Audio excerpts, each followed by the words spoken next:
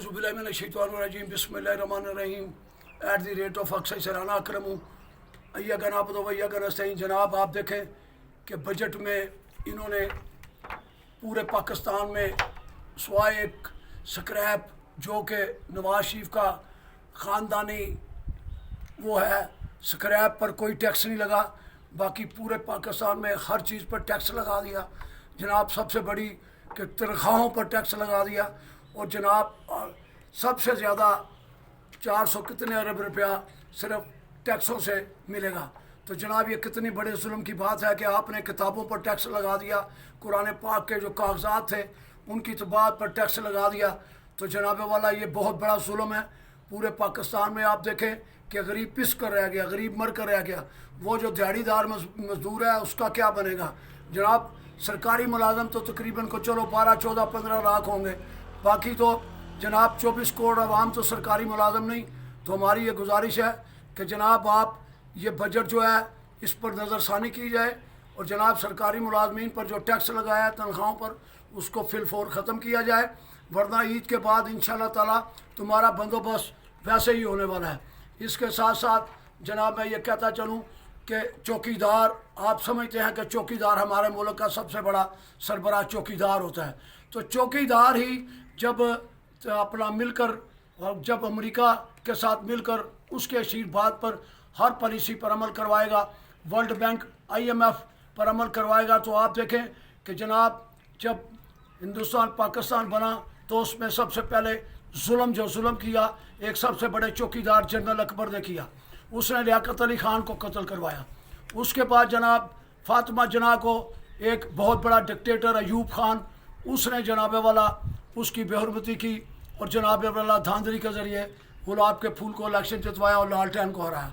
इसी तरह फिर आप इसके बाद आ जाएँ जनरल ज़ियाउल हक पर।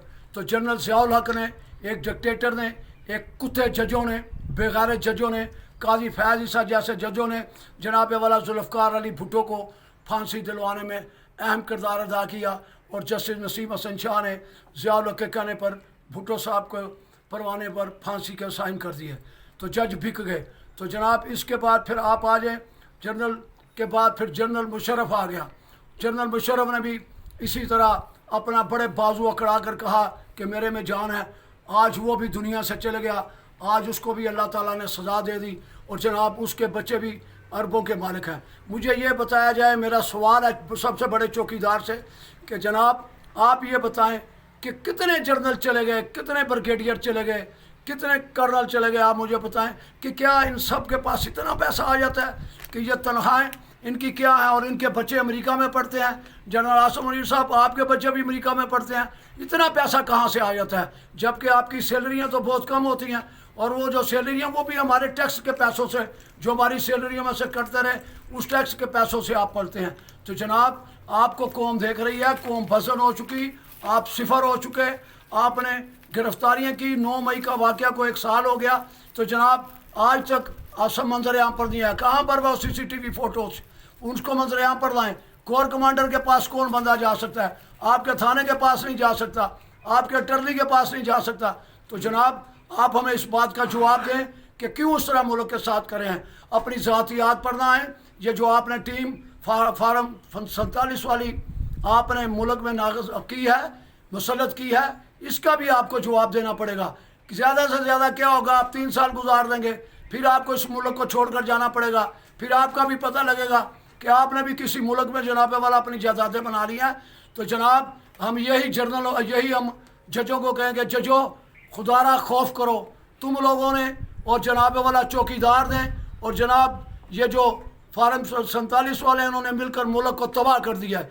हम यही कहेंगे कि आप देखें अभी तक जनाब स्पेशल ट्रिब्यूनल नहीं बने, अटक से लेकर जेलम तक तमाम सीटें PTI कौमी असम्बली की जीती, उसमें मेजर ताहिर सादिक भी जीता, ईमान ताहिर भी जीती। तो जनाब नून लीग वालों को आपने तश्तरी में रख कर दे दी। ऐसे जुल्म ना करें। एक महंगाई बढ़ गई, एक जनाब आप ज़ीरो हो गए और कितने लोगों को आप गिरफ्तार करेंगे। आप यहाँ पर देखें कि उमरान रियाज साहब एक साहबी है, हक सच की बात करता है, तो उसको जनाब आपने हज पर नहीं जाने दिया। सैयद साहब, सैयद इस तरह नहीं करते, सैयद तो जुल्म के ख़िलाफ़ होते हैं, सैयद तो जालिम कभी भी नहीं हो सकता। تو آپ کیسے سید ہیں؟ ہمیں اس کا بھی جواب دیں کہ آپ اگر سید ہیں تو پھر ہمیں بتائیں کہ کون سا سید ہیں، اس کا بھی ہمیں پتہ لگنا چاہیے، کیونکہ سید کبھی ظلم نہیں کرتا، سید نے کبھی ظالم نہیں ہو سکتا۔ اس لیے آپ سے گزارش ہے کہ خدا را خوف کریں۔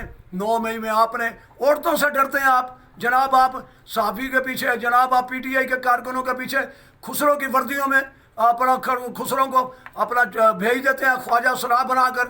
تو جناب والا آپ یہ دیکھیں کہ خواجہ سرا بنا کر بھیجنے کی ضرورت کیوں پیش آئی، کیوں لوگوں کو اٹھایا جاتا ہے، کیوں اس کو اٹھایا جاتا ہے؟ جو شہری کرتا ہے اس کو اٹھاتے ہیں۔ خدا را ظلم نہ کریں، اس ظلم کا آپ کو جواب دینا پڑے گا۔ ہم بس یہی کہیں گے۔ اور عید کی بات ہے جہاں تک، تو عید میں پی ٹی آئی کے تمام پورے پاکستان کے جناب عہدیداروں کارکنوں سب کو کہوں گا کہ ہماری کس چیز کی عید؟